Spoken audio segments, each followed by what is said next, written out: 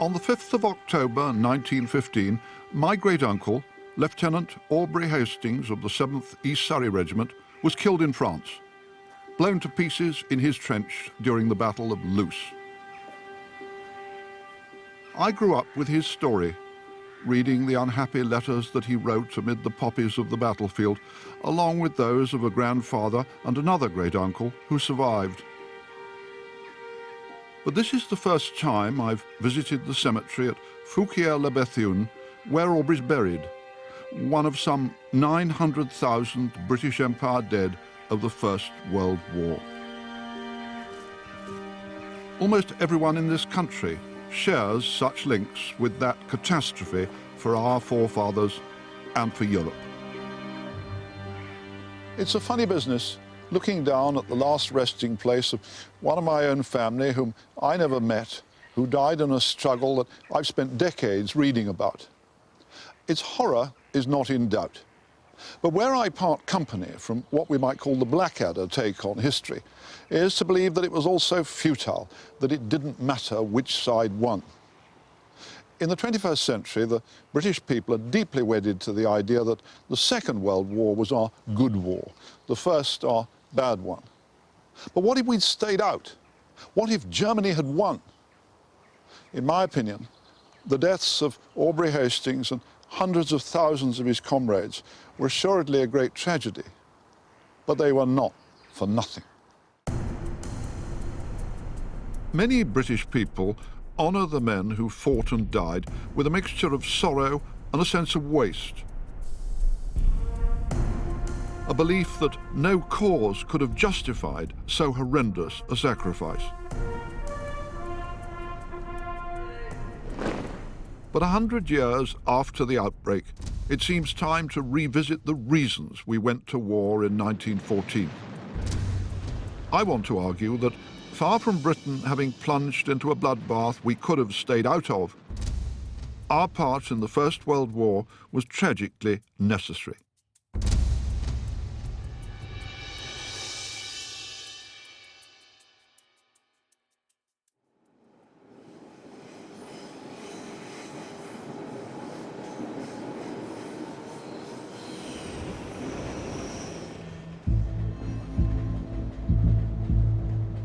Any exploration of why Britain had to go to war in 1914 must start on the continent of Europe.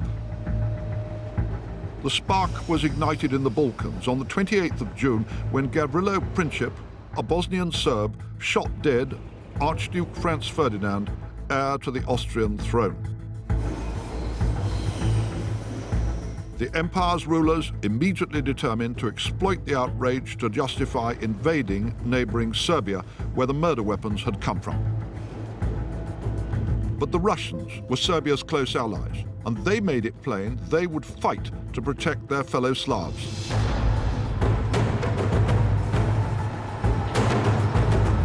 Through July 1914, the great continental powers waded ever deeper into crisis. But from the outset, the key player was Germany.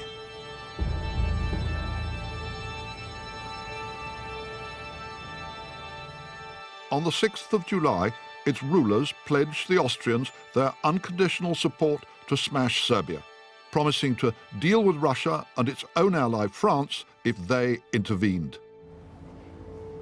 Day by day, it became plainer that none of the big players would back down.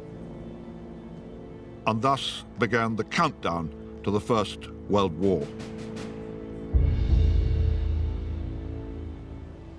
Some historians have argued that once it became clear that Austria and Germany were going to war with France and Russia, we, the British, should simply have left them to get on with it, stayed out. That all that would have come out of a German victory was a fast-forwarded version of today's European Union. I don't buy that. The people who were running Germany cared nothing for democracy or other people's freedoms. Once the shooting started, it became plain that their war aims were little different from those of Hitler 35 years later, excepting only the Jewish genocide.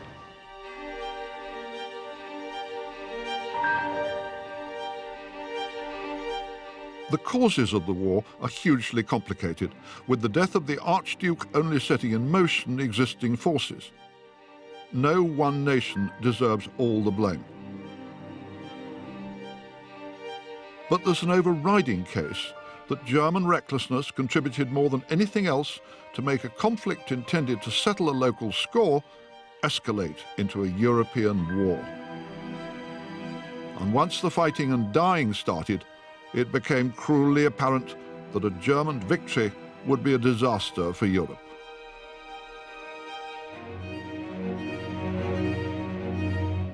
In 1914, Germany was by far the most powerful state on the continent, the most advanced society in Europe. Industrially, it was racing ahead of its rivals in every field from pharmaceuticals to automobile design. Socially, it pioneered a welfare state by creating unemployment insurance and old age pensions. German culture was revered across the world.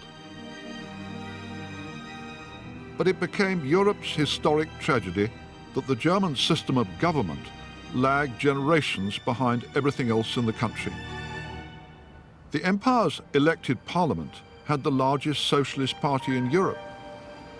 But while the Reichstag dominated domestic affairs, it was the Kaiser, the so-called All-Highest, Wilhelm II, who still made every key appointment and controlled decisions about war and peace. Wilhelm was a weak man who sought to masquerade as a strong one, chronically unstable and prone to violent mood swings. He wasn't at heart a warmonger, as of course Hitler was, but he loved to play at soldiers. He offered threats and blandishments to other powers, which he always got in the wrong order.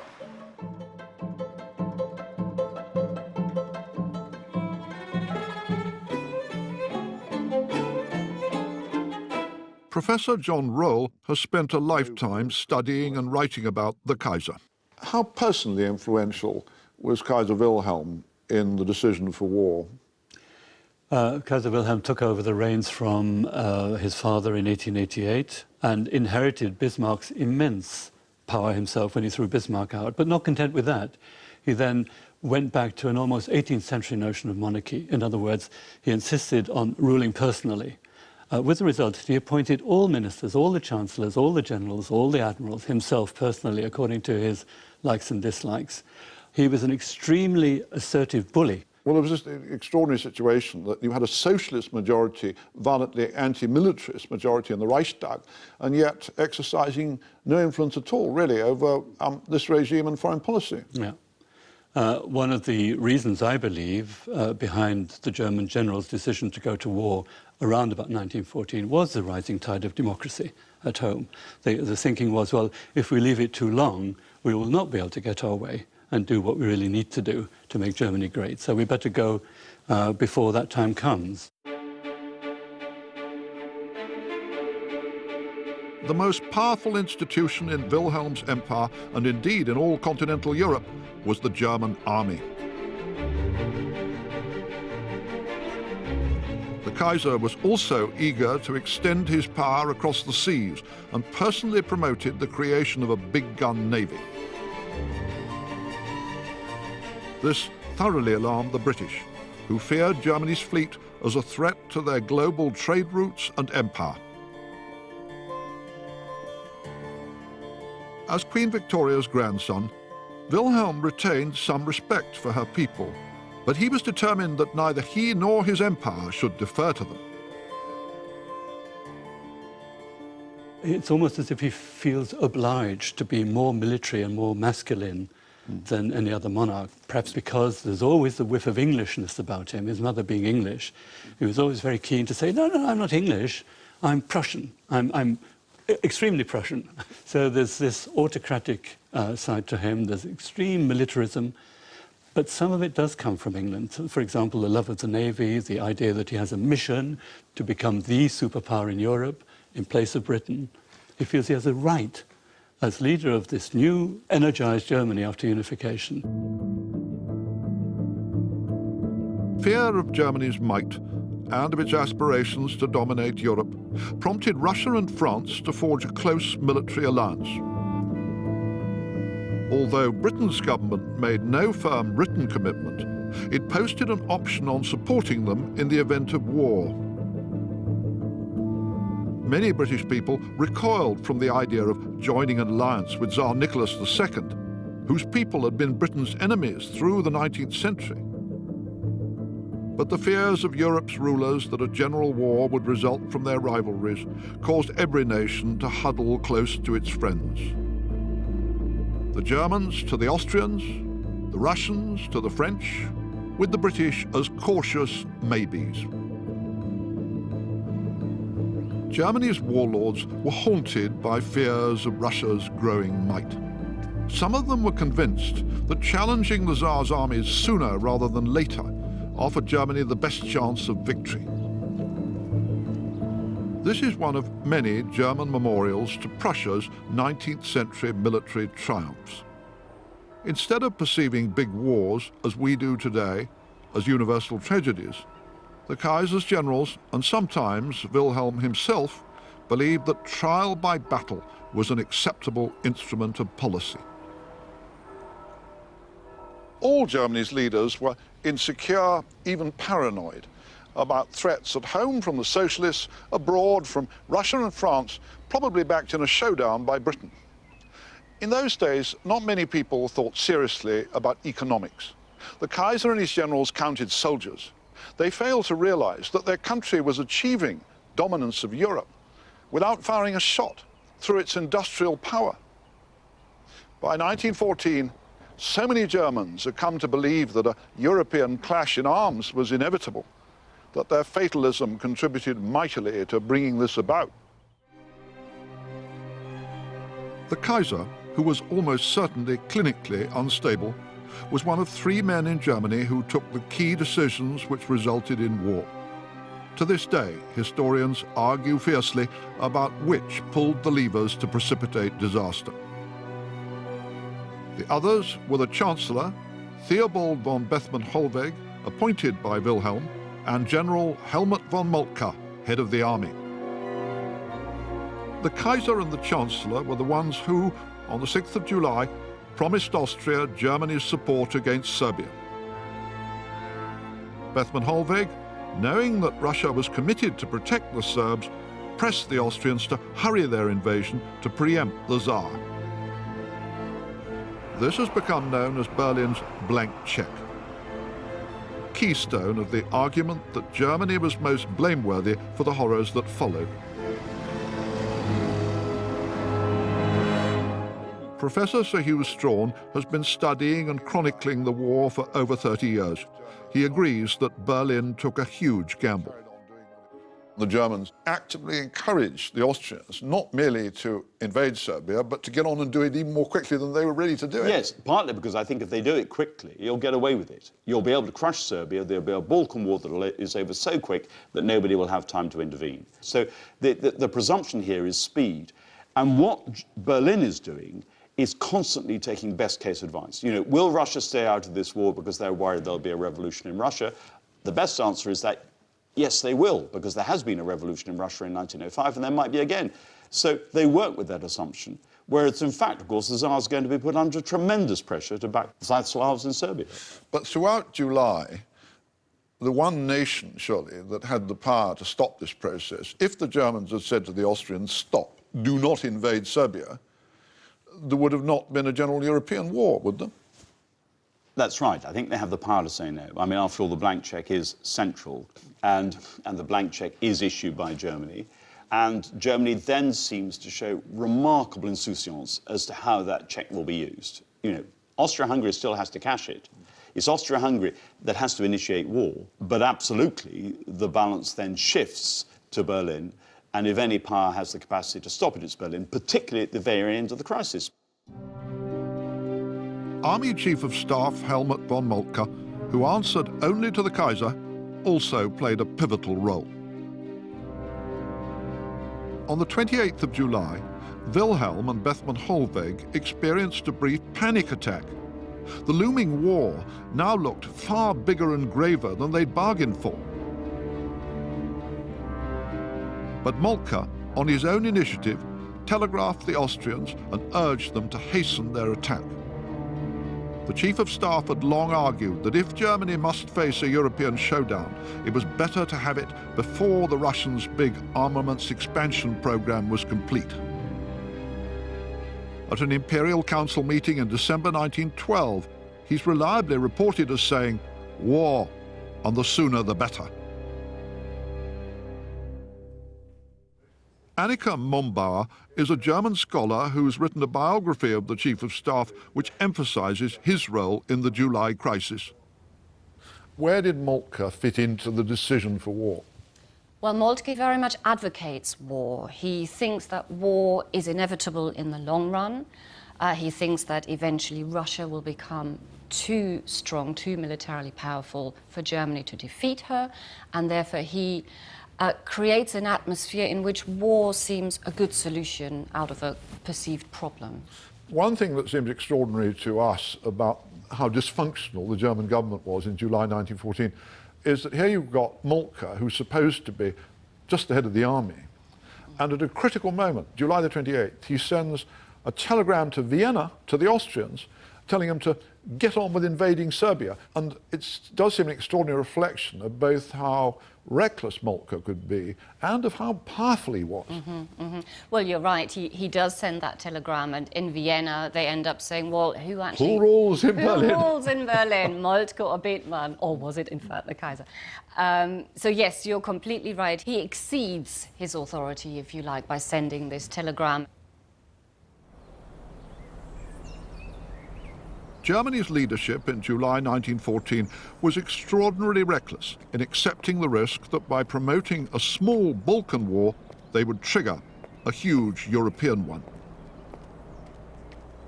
When it became plain that the Russians would fight rather than see Serbia go under, the Germans refused to take the one step that could have prevented a general European catastrophe, telling the Austrians to pull back.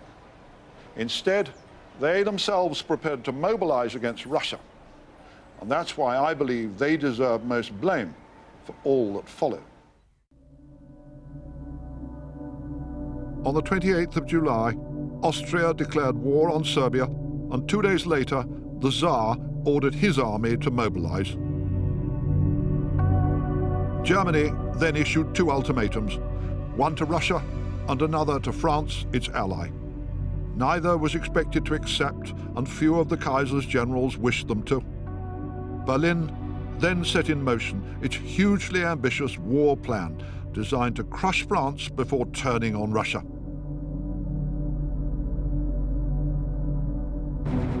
Created almost a decade earlier by Moltke's predecessor, Count Alfred von Schlieffen, the plan required an invasion of France by way of its back door through neutral Belgium.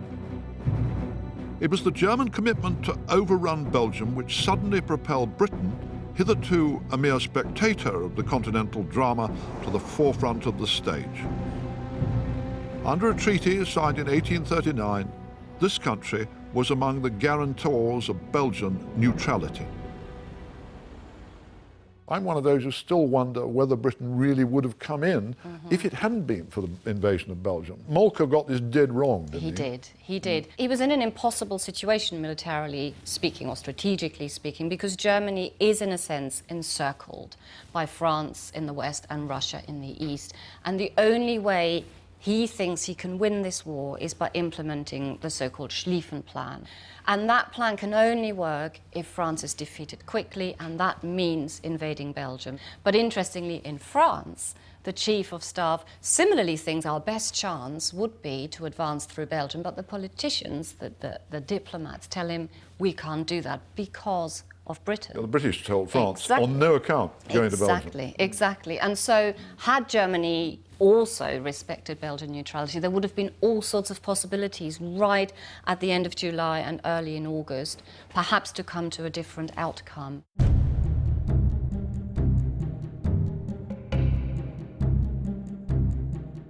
Thus, in the first days of August 1914, Germany prepared to invade and crush France in a campaign of 40 days before turning on Russia. Europe had a war, but must the British be in it? Would they fight?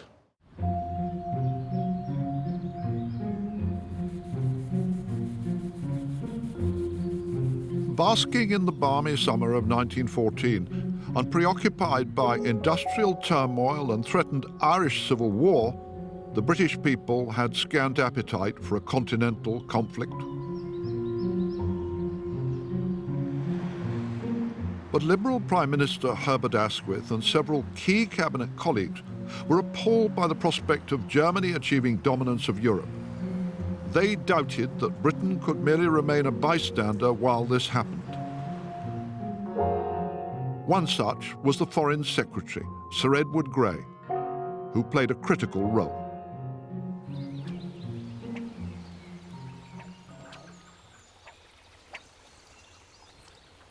Sir Edward Grey is traditionally seen as a reticent English gentleman whose grand passions were fly fishing and bird watching, both of which he wrote good books about.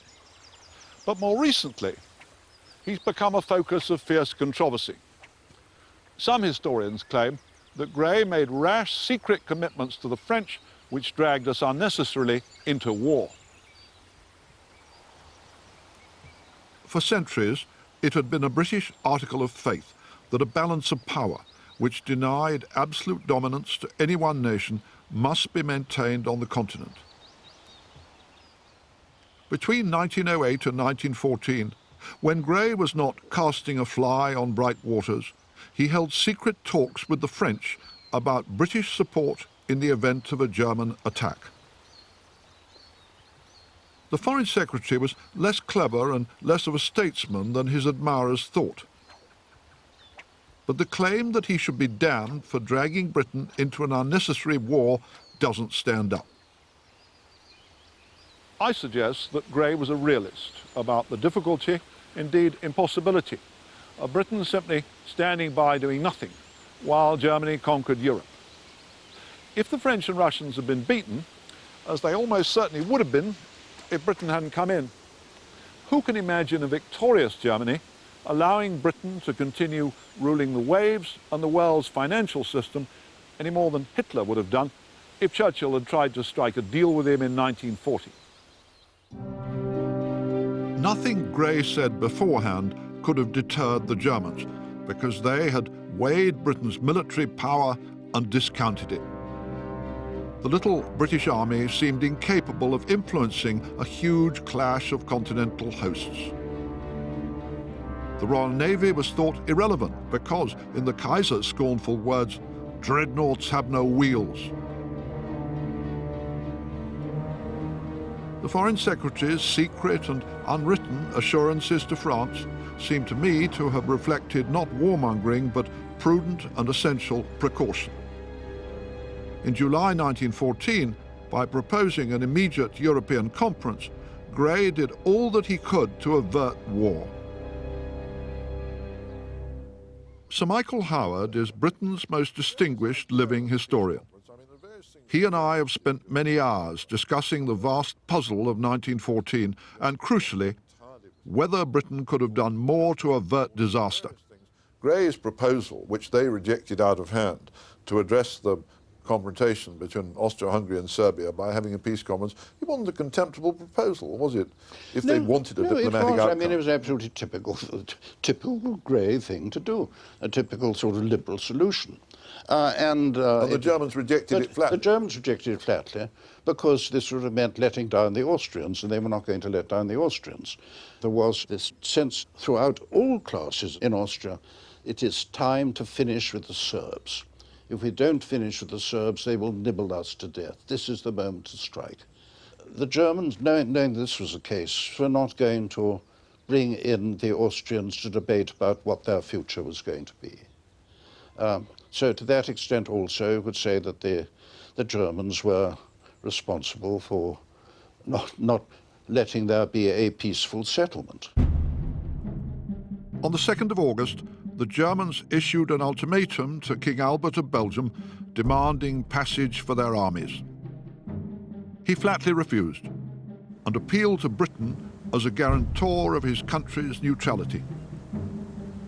Thus it fell to Sir Edward Grey to convince a still reluctant British Parliament of the necessity for Britain to join the war on the continent.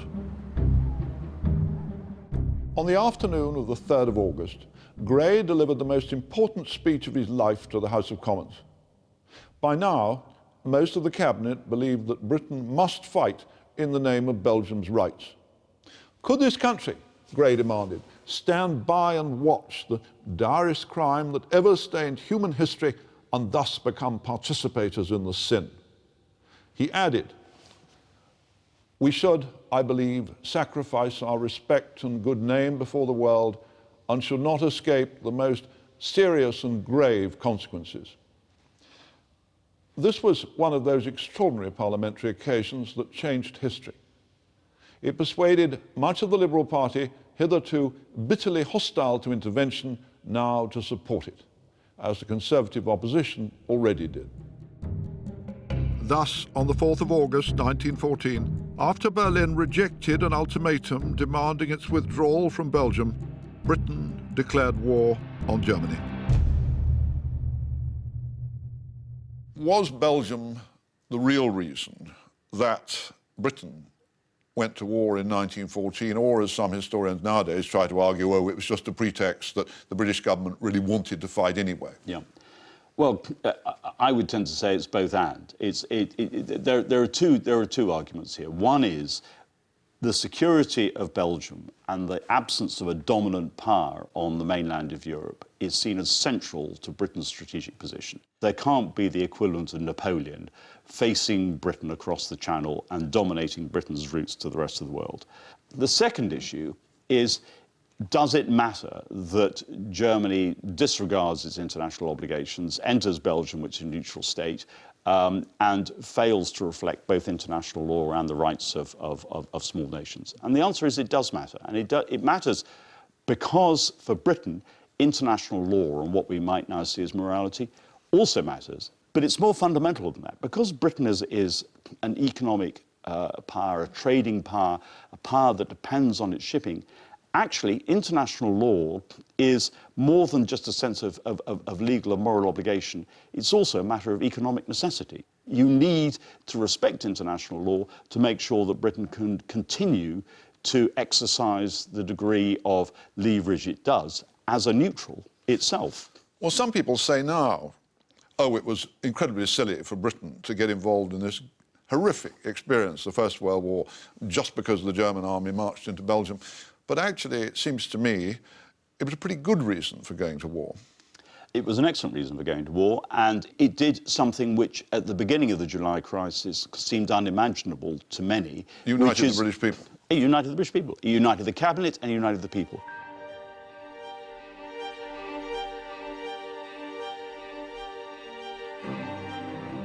As Britain mobilised its little army in that first week of August, Germany's vast host was already surging into Belgium.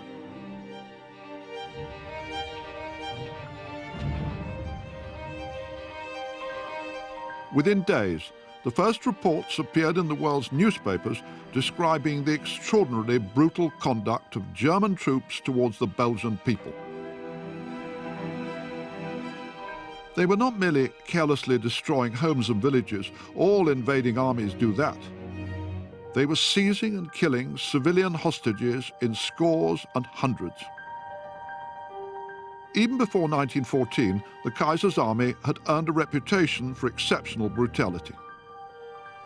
Between 1904 and 7, when the Herero and Nama tribes rebelled against German colonial rule in southwest Africa, the Kaiser's soldiers killed or deliberately starved to death almost 100,000 native people. Wilhelm applauded and decorated the officer responsible.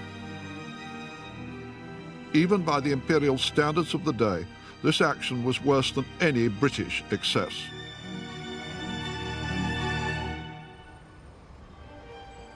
But the Herero genocide had been far away in Africa.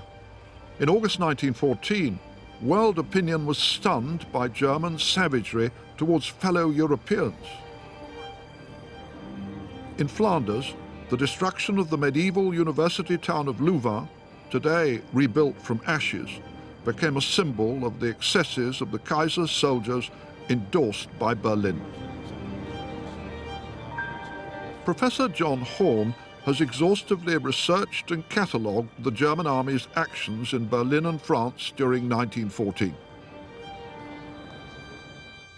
John, we're here in the University Library at Louvain. What happened here? Well, on the 25th of August, there was the sound of fighting, German soldiers shooting at what they claimed was a civilian insurrection. Round about 11 o'clock in the evening, this beautiful university library was broken into by the German soldiers and deliberately set fire. One young Jesuit, Father Dupérieux, had written in his notebook that he thought the Germans, in burning down the library, had done something as barbaric as the destruction of the Library of Alexandria in antiquity. This was seized by German soldiers and he was summarily executed. And by the 29th or the 30th, you have to imagine Louvain as an almost empty town. The population that hadn't been deported gradually straggled back in to find between 1,500 and 2,000 buildings destroyed, and well over 240 of their own townspeople had been killed. All armies in all wars can behave very badly. What seems different about what happened in Belgium in 1914 was that it wasn't just a question of the odd soldiers brutally murdering a few civilians. They were systematically shooting them in scores and sometimes in hundreds as hostages. You're quite right, but what we've just described in Louvain was a terrible incident, and it immediately grabbed the international headlines. But it was typical of something that happened across the whole invasion front in Belgium and also in eastern France. And it wasn't the worst case in terms of the death rate. Dinant was destroyed as a town and 674 of its inhabitants executed 2 days before. In cold blood? In cold blood.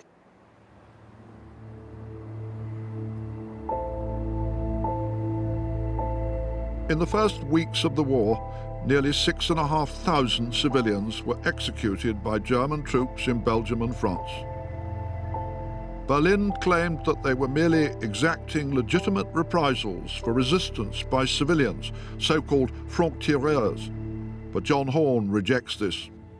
You found no evidence at all of franc-tireur activity, did you, of guerrilla activity against the Germans? None. It was, apart from the odd, very isolated incident, but nothing which justified the German accusations, which was that there had been what they called a Volkskrieg, a people's war, a mass uprising.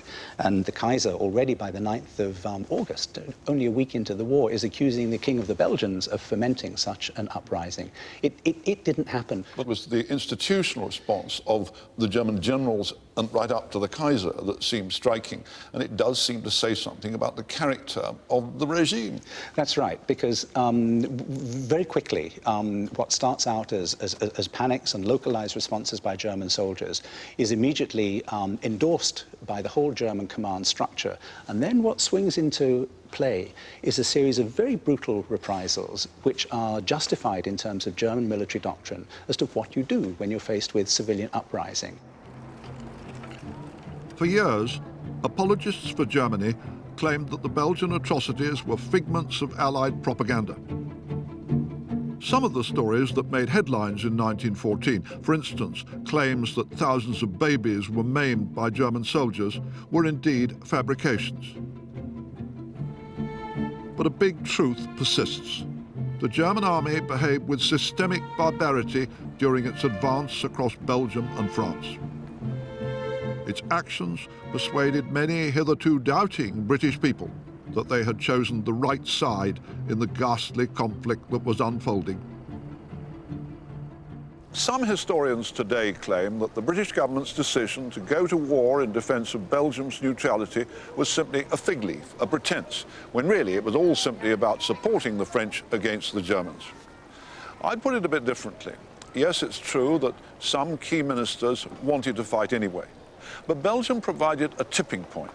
All sorts of British people who cared nothing for Serbia or Russia could easily get their minds around the notion that it was outrageous that the most powerful army in Europe proposed to crush beneath its boots a small state simply to serve the convenience of the Schlieffen Plan. And wasn't that indeed a decent and honourable reason for Britain to go to war? Had Germany been victorious on the continent, Britain would have found itself in a desperate and lonely predicament. If the Germans had won, and now I hypothesize, there would have been an Anglo-German war within a matter of years. The fear in Britain was that a power which unified the continent would then be in a position to challenge Britain's command of the sea. If she challenged and successfully overturned Britain's command of the sea, not only would we no longer have an empire, we would be at the mercy of whoever commanded the whole of Europe. That was what the British feared. That was what... And they were right to fear it. And they were right to fear it because there was a substantial element in Germany, led by the Kaiser, whose one objective was to challenge Britain as a world power, to build a great navy which could then defeat the British, and Germany would then become a world power at the expense of the British. So if the Germans had won the war, I see no way in which they would not have used their dominance of Europe to bring the British down. So we would not have avoided a war, we would only have postponed one.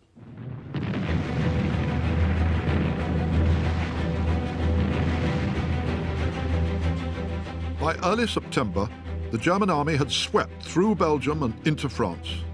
With Berlin believing that its victory was imminent, Chancellor Bethmann Hollweg drew up a list of his country's demands at the peace talks. They included seizing large swathes of land from both France and Russia, annexing Luxembourg, making Belgium and Holland vassal states. The September Plan, as it became known, was designed to secure Germany's absolute political and economic control of Europe. But in the second week of September, the French army achieved a historic victory in the Battle of the Marne, driving back the Germans from the gates of Paris. What followed in the autumn of 1914 finally wrecked Germany's dream of swift victory. It also witnessed the first big and seriously bloody battle of the war for the British. In October, the British Expeditionary Force marched towards the old Belgian cloth town of Ypres, Wipers, as millions of British soldiers came to know it. They arrived there just in time to clash head-on with a massive enemy offensive, the last great German effort to win the war by Christmas. What took place in the 5 weeks of battle around Ypres set the pattern for the vision of the First World War, which has been etched into our national culture ever since.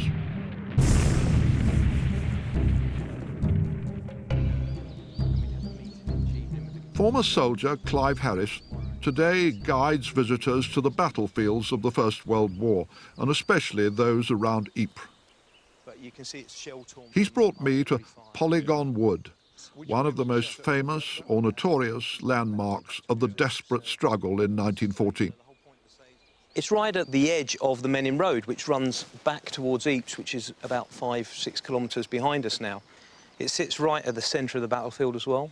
So from the moment the Germans attack us on the 18th of October, right through to the last knock-ins of First Ypres on the 11th of November, this wood here and the two woods just to the rear of us were key as part of the battlefield. This is where the Germans made their last huge push of 1914 to try and win the war before Christmas. They did, yeah. They now realised that they needed to knock us out of the war, and by doing so they needed to capture the Channel ports, and therefore they moved away from the von Schlieffen plan to a degree, and the capture of Ypres. This is the last thing. Other side of Ypres, there is no defences. It was our last chance. There is nothing behind us but the Channel ports. And there were battles all over the shop, small battles They were, all over the wood here. They were, yeah. We tend to think that the British line would be a continual line, when in fact it was more a series of outposts, and quite often units found themselves isolated and having to make small unit charges into Germans as opposed to a larger cohesive defence. Here in western Belgium, the war of manoeuvre, ranging across thousands of square miles that had been waged through the late summer of 1914, gave way to a stalemate across the Western Front. The technology of defence and destruction, artillery and machine guns, had achieved a dominance which confounded the generals of both sides. At Ypres cavalrymen saw their horses almost for the last time before being obliged to join a death grapple on foot. Well, we're here. This is the site of the Horse Guards Memorial, and it marks an area where the Horse Guards fight as infantry pretty much on this spot. We're just on the... So they came charging up, dismounted, yeah, initially and were by pushed horseback. into the... This actual spot is where one of the machine gun positions, because it gives us a great arc of fire over advancing enemy. But what seems important here, Clive, it wasn't just that the British threw back the German army, it was also that the whole character of the war changed for all the armies, that here was where they first came to terms with what everybody now understands as the full horror of the Great War, wasn't it? Yeah, trench warfare, and this is the end of that war of movement that starts in the August, all the way down to the Marne, all the way back again, and it's here that we start to dig. So, yeah, we're on the spot where it changes. And when it started to rain, yeah, they weren't in the earth, they were in the mud. Yeah, and you have to learn to cope with things such as trench foot and how to get around that and reinforce your trenches to withstand bombardments. We're no longer going to see artillery now in front of the infantry firing as field guns. They're going to be behind the lines or certainly in sunken lanes and that sort of thing. And nobody dares show his head above the parapet. No, we go subterranean from now on, that's right. Any movement by day would have been suicidal, yeah. But the British paid a devastating price for their narrow victory at Ypres. 56,000 British soldiers were killed or wounded in a month. The old professional British Army was largely destroyed.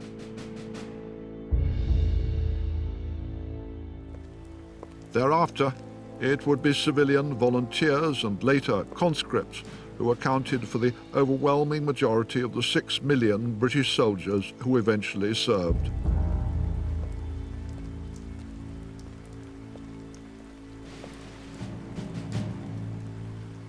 But however terrible the sacrifice, it seems mistaken to imagine that there was ever an easy means by which the war could have been ended.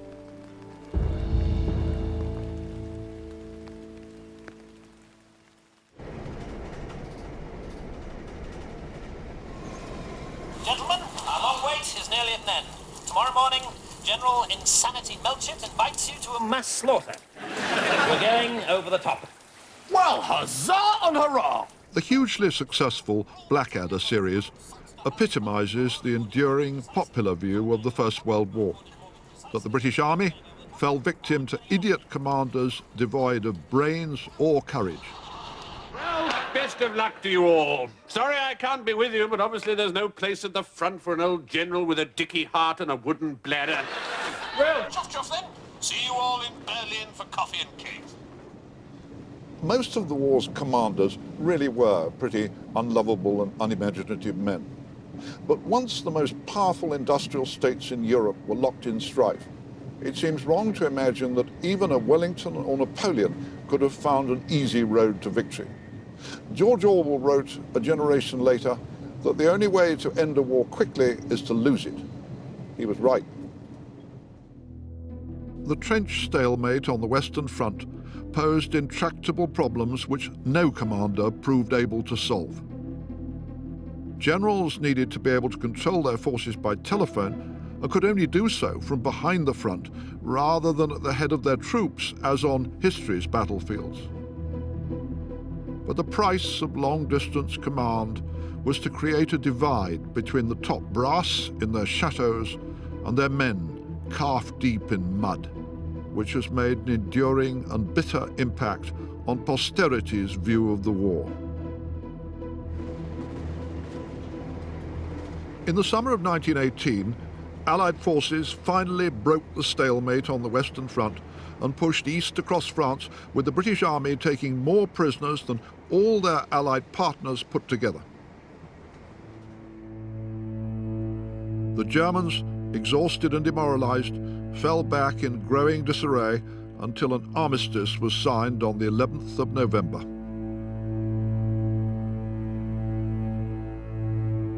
Around 10 million combatants, 900,000 of them from the British Empire, had lost their lives.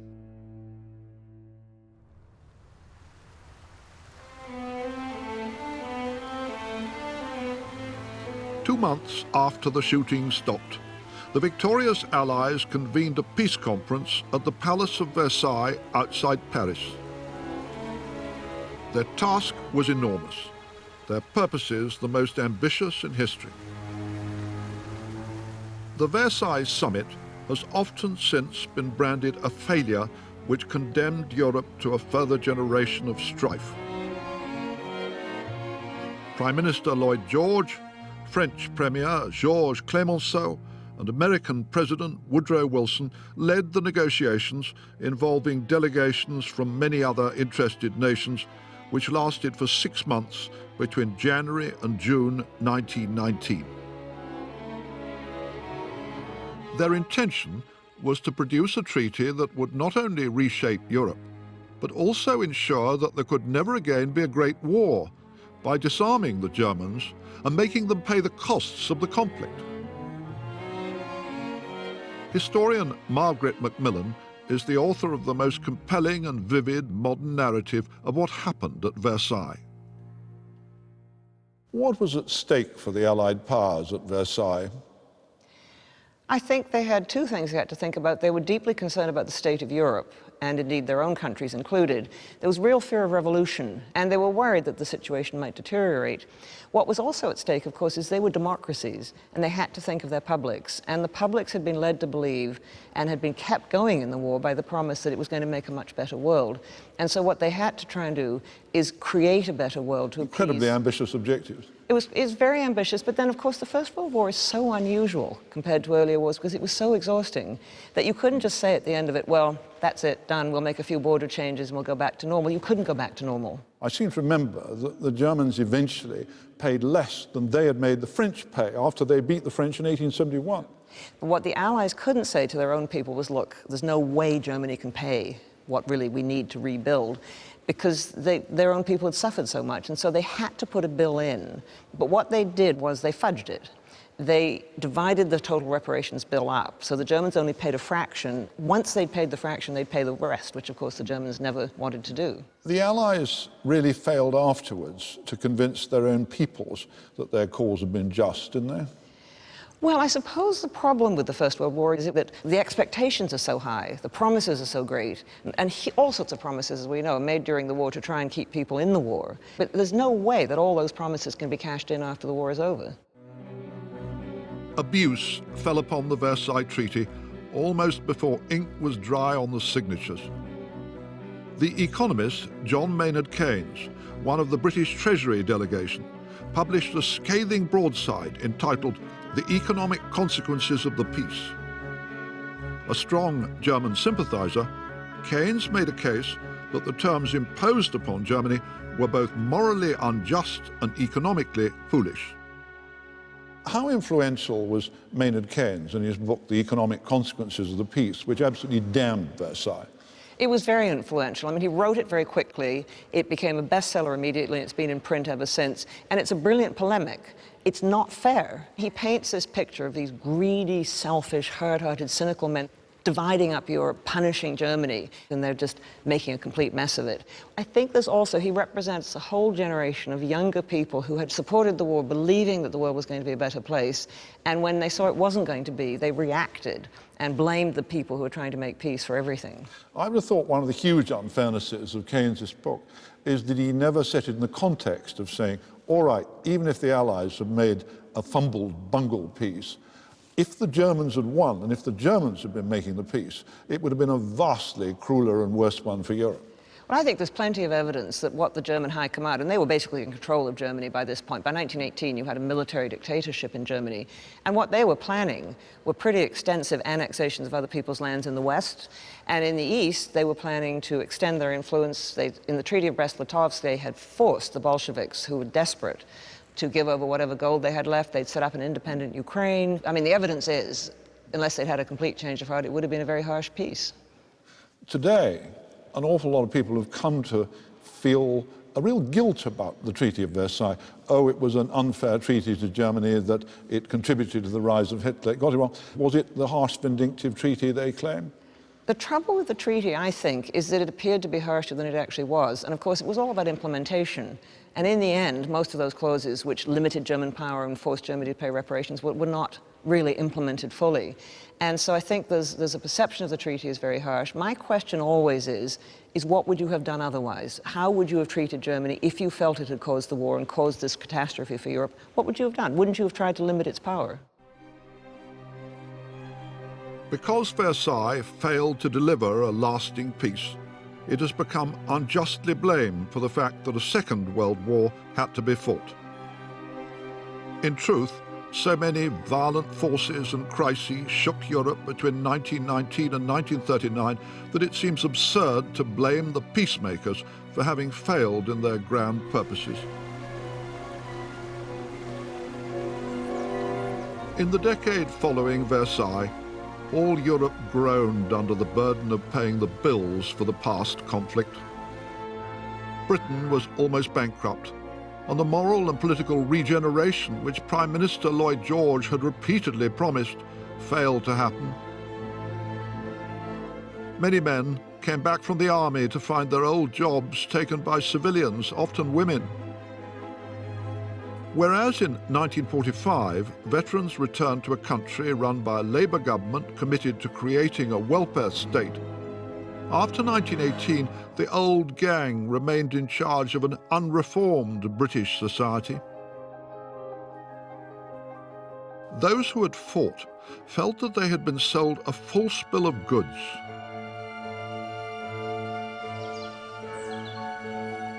My own grandfather, a writer who won a military cross as a gunner officer in France, became one of those who, within a few years of the armistice, asked himself what it had all been for. Here's an essay my grandfather wrote for a literary magazine in 1923 after meeting a group of fellow veterans who'd served with him in France. They now felt, he said, that they had gone, not as heroes, but on a fool's errand, to fight in a war that was not worth fighting. They'd endured the unsightly, dirty life of the battlefields with a cheery and modest sense of merit, with a belief that they were making some contribution to a good cause. But now, it transpired, this had been a stupid article of faith, which was exploded. My grandfather and his kind felt themselves strangers in a strange land, divided by the horrendous trench experience from those at home who knew almost nothing about it. The poets of the Western Front, such men as Wilfred Owen, Robert Graves, Siegfried Sassoon, vividly described its horrors and the sense of military futility in a fashion that later generations have found irresistible. Here was the world's worst wound, and here with pride their name liveth for evermore, the Gateway claims. Was ever an immolation so belied as these intolerably nameless names? Well might the dead who struggled in the slime rise and deride this sepulchre of crime.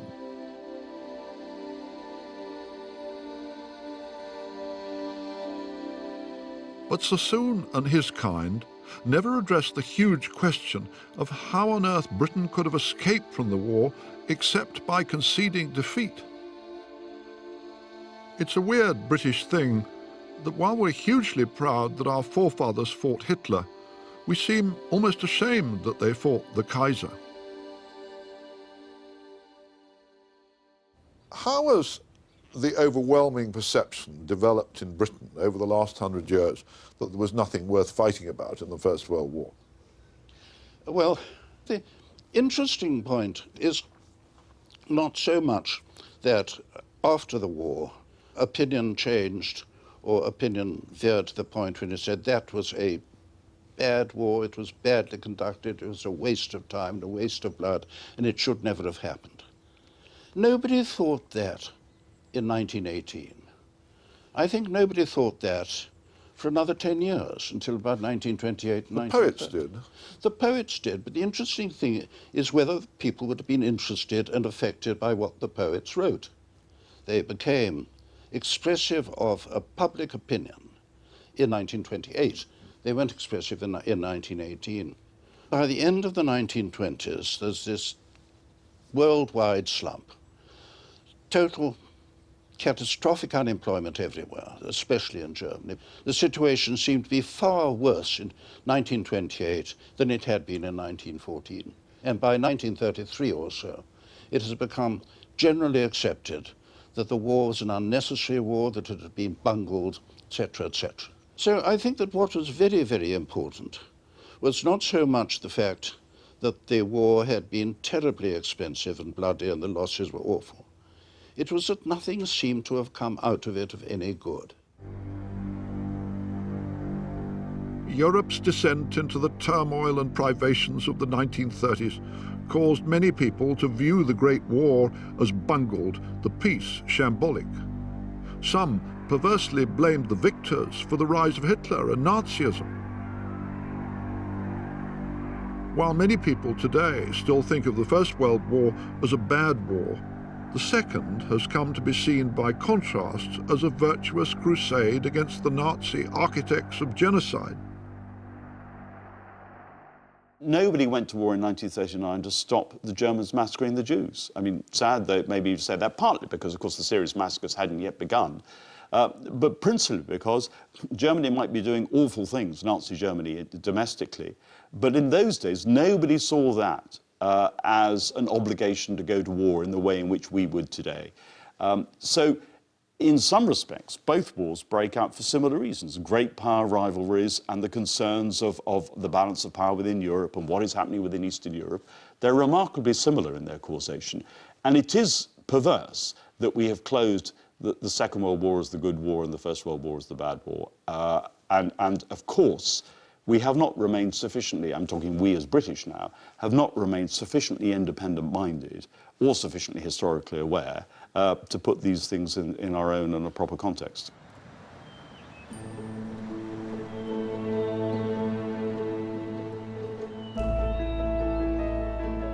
No sane person believes that Britain wanted a war in 1914.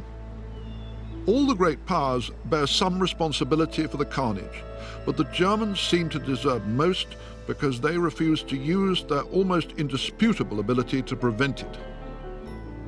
They failed to see that nothing they hoped to get out of the war could justify its horrendous prospective risk and actual cost.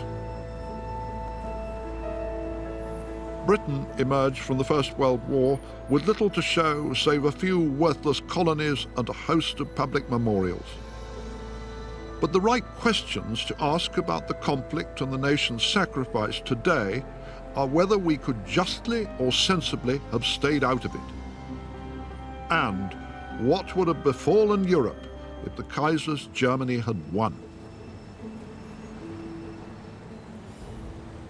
I'm imagining Whitehall as it was on the 4th of August, jammed with expectant people about to be swept away by the most dreadful cataclysm in European history. Nobody in their right mind would suggest making the centenary of 1914 an occasion for celebration. But we should have the courage to tell our children and grandchildren that the wartime generation did not fight and die for nothing, that if their enemies had prevailed, Europe would have paid an even more terrible forfeit.